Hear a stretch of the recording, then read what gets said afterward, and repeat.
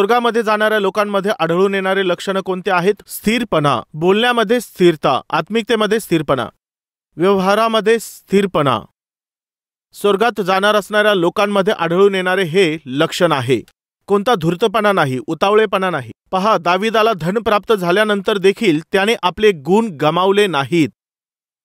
योनाथानाला दिलेलं वचन किती अद्भुत रीतीने त्याने ते कशा प्रकारे पूर्ण केलं ते पहा. तुझे आजोबा शौल यांची सर्व संपत्ती मी तुला देऊन टाकतो आणि त्याबरोबरच तू या राजभवनामध्ये नित्य माझ्या पंक्तीला बसत जाशील, कायम स्वरूपी. माहित आहे, केवळ 1 दिवसासाठी नाही, तुझ्या मृत्यूपर्यंत, नाहीतर किंवा माझ्या मरणापर्यंत नित्य तू माझ्याबरोबर जेवण कर.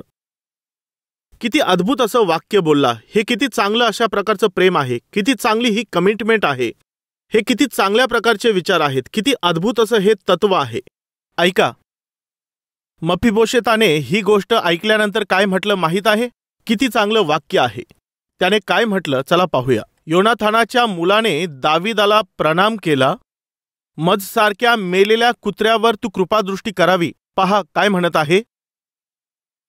माझे पाय तुटलेले आहेत, मी माझ्या वडिलांना गमावलेलं आहे, मला खाण्यास देण्यासाठी कोणी नव्हतं, एका कोपऱ्यात घरात पडलो होतो, अशा माझ्यावर तू दया केली.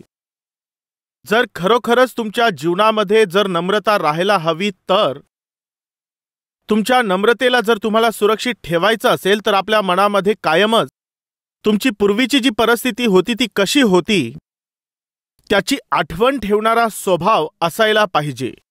लक्ष देऊन ऐका. जर गर्व असू नये, तर मागील भूतकाळ व ती परिस्थिती तुम्ही विसरली नाही पाहिजे असा स्वभाव तुमचा असला पाहिजे. तू माझ्या पंक्तीला नित्य जेवण कर. जर तो दुष्ट असता तर त्याने म्हटलं असतं, अन्याय करून तू माझ्या आजोबाचं सिंहासन बळकावलं, माझ्या वडिलांचं राजसिंहासन तू हिसकावलंस, माझे वडील इथं बसणार होते, खरं पाहिलं तर आम्ही इथं बसलं पाहिजे होतं, माझ्या वडिलांचं सिंहासन तू बळकावलंस, तू आम्हाला अनाथ आणि निराधार करून टाकलेलं आहेस आणि आता तू माझ्याशी फार प्रेमाने बोलत आहेस, आणखी एखादं मोठं षड्यंत्र केलं असेल तर ते देखील पूर्ण कर.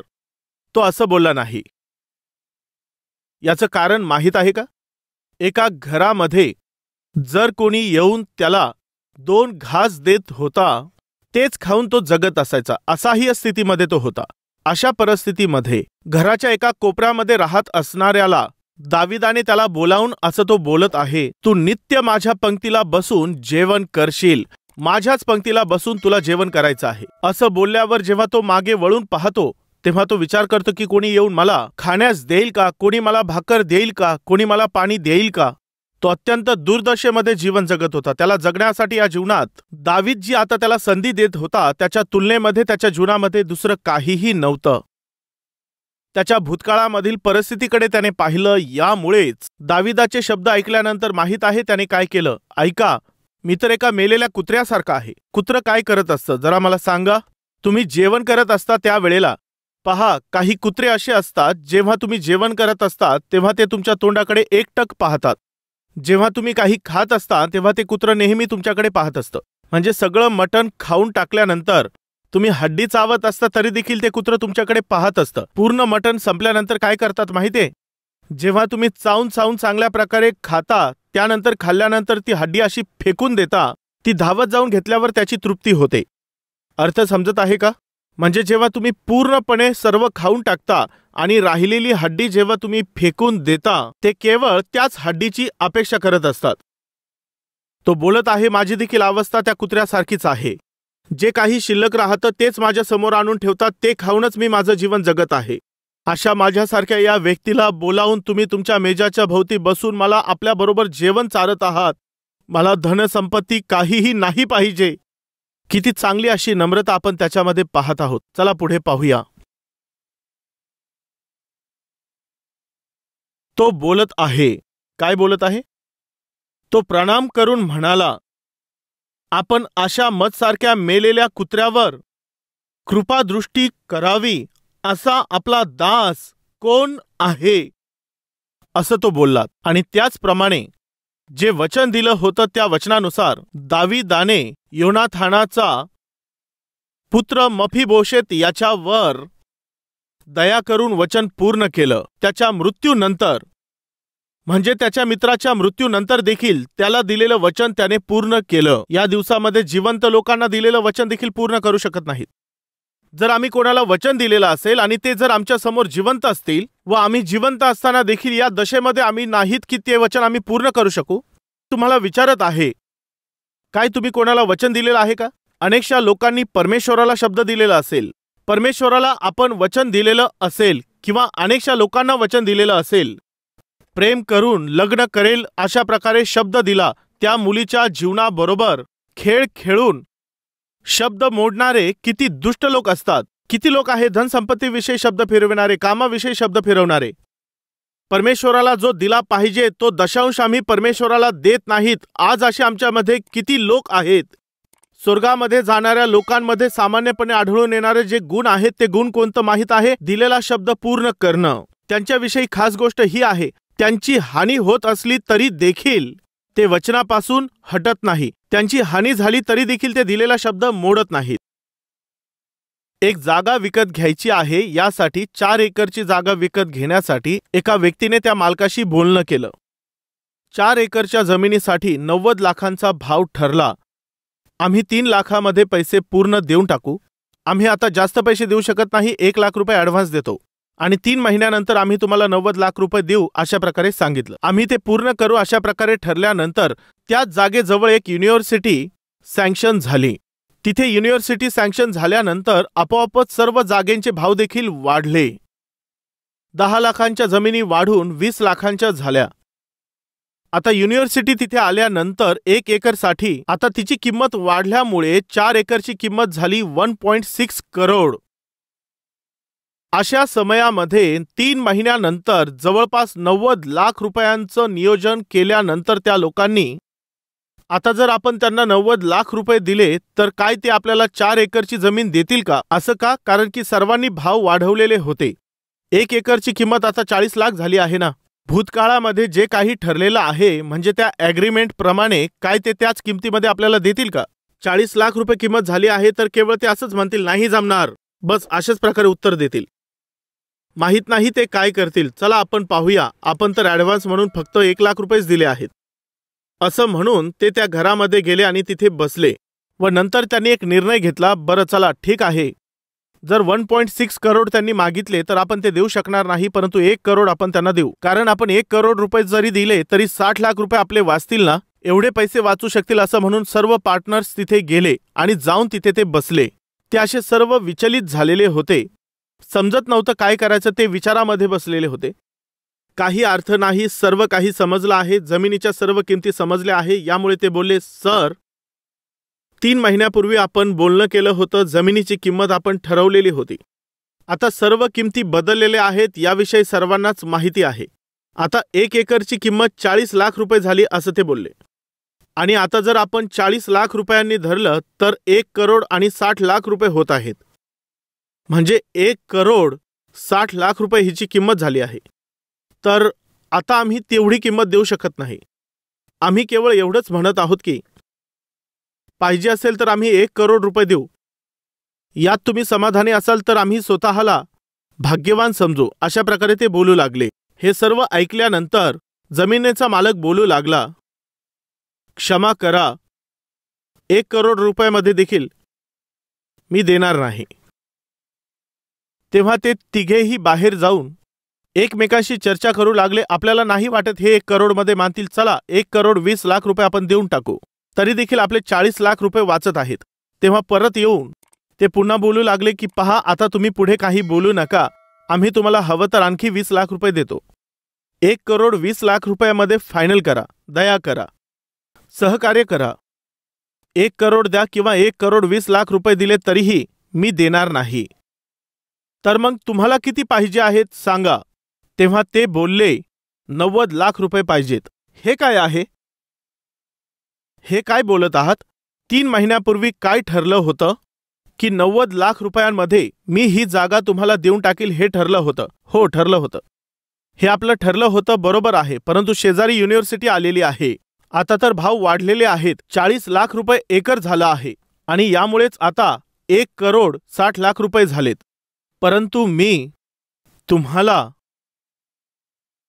वचन दिलेलं आहे.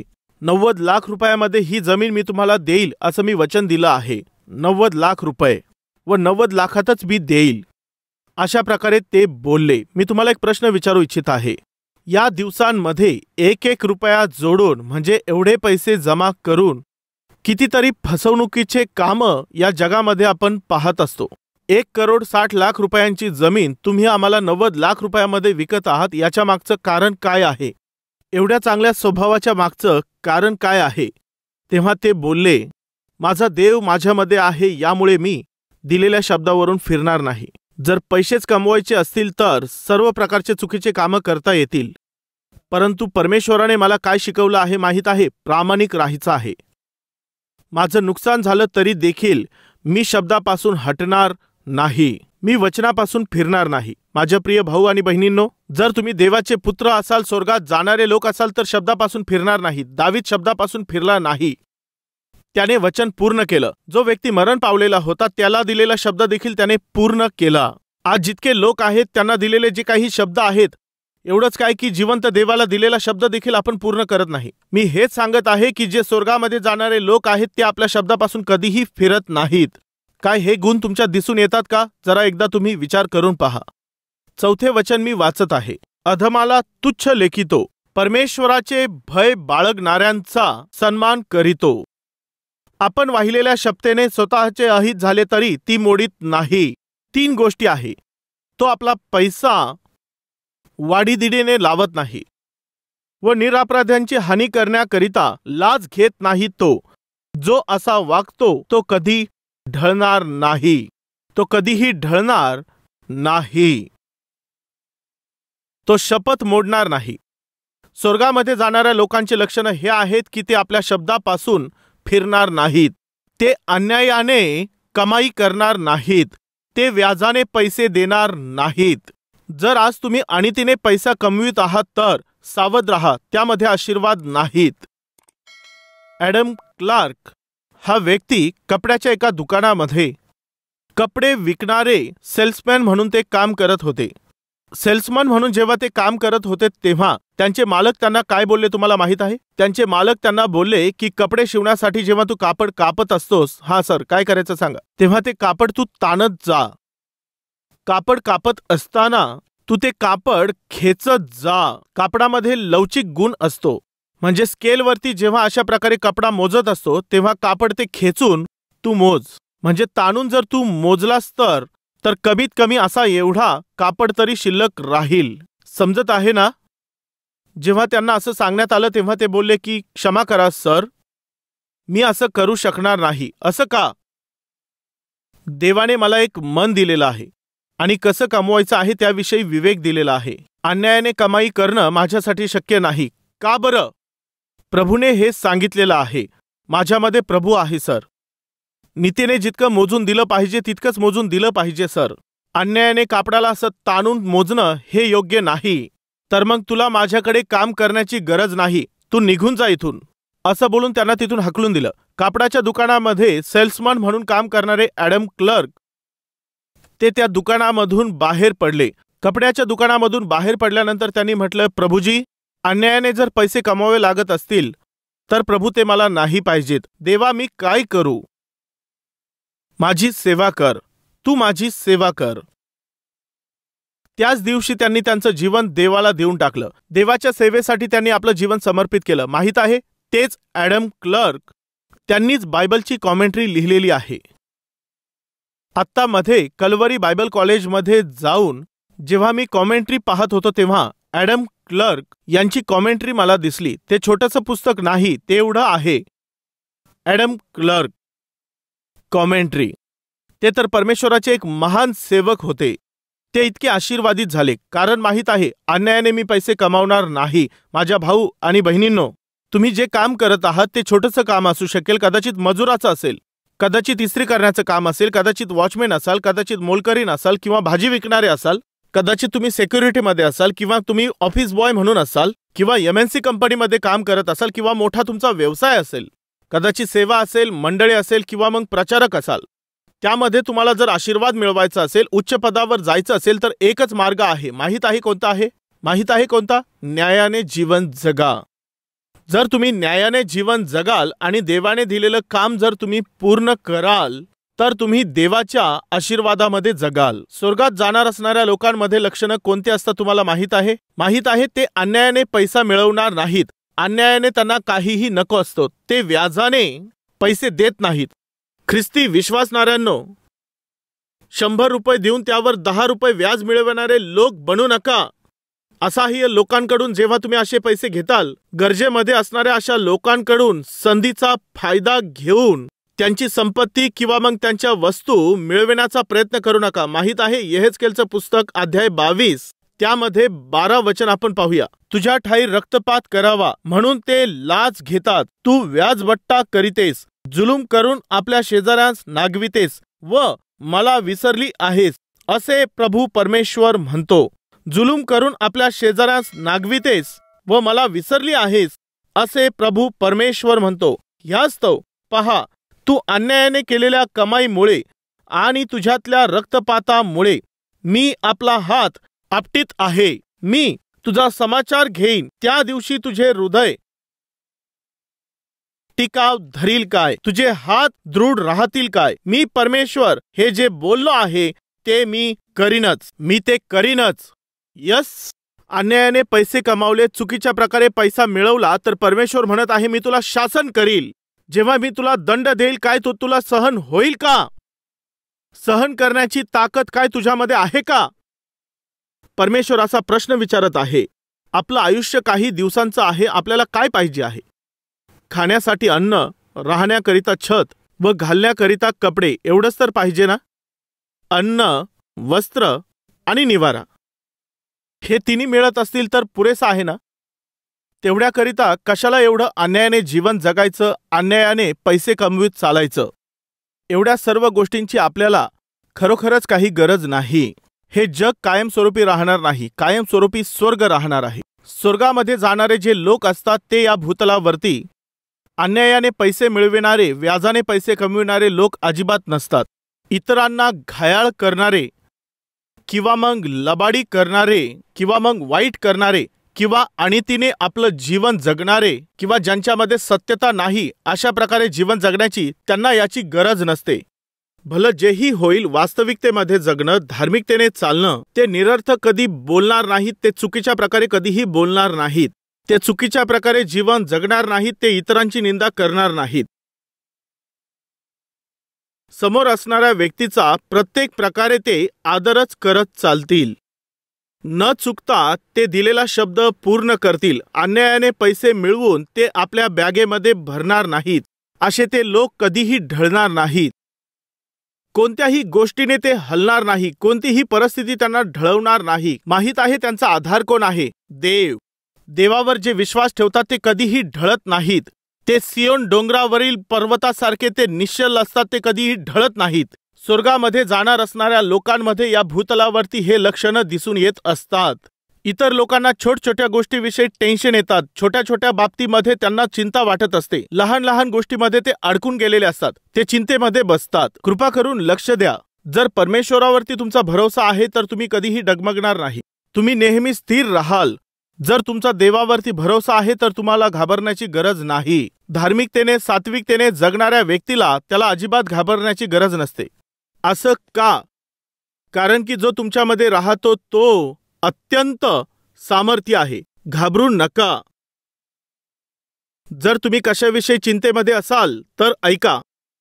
देवावर जितका विश्वास ठेवला पाहिजे तितका तुम्ही ठेवत नसाल तर प्रत्येक गोष्टीमध्ये तुम्ही अडखळत राहाल.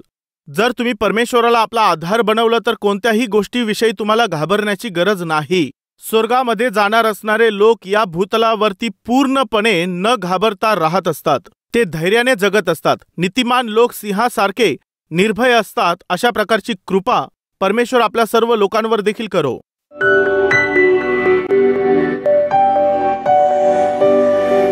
पवित्र पिता, तू सरळ आणि स्पष्टपणे आमच्याशी बोललेला आहेस. स्वर्गात जाणारे लोक या भूतलावर कसे असतात, कसे राहिले पाहिजे स्पष्टपणे सांगितलंस. देवा, जर तसे गुण आमच्यामध्ये नसतील तर त्या बाबतीमध्ये तू आमची मदत कर. प्रार्थना करत असणाऱ्या प्रत्येक व्यक्तीला तू दर्शन दे बापा. तू स्पष्टपणे आमच्याशी बोललेला आहेस. तुझी आम्ही स्तुती करतो, तुला धन्यवाद देतो. देवा, आमच्या देशाला आणि आमच्या राज्याला तू आशीर्वाद दे. या प्रार्थनेमध्ये जितकेही लोक आमच्याशी जुडलेले आहेत त्या सर्वांना तू आशीर्वाद दे. प्रभू येशू ख्रिस्ताच्या नावामध्ये ही प्रार्थना मागत आहे बापा. आमेन.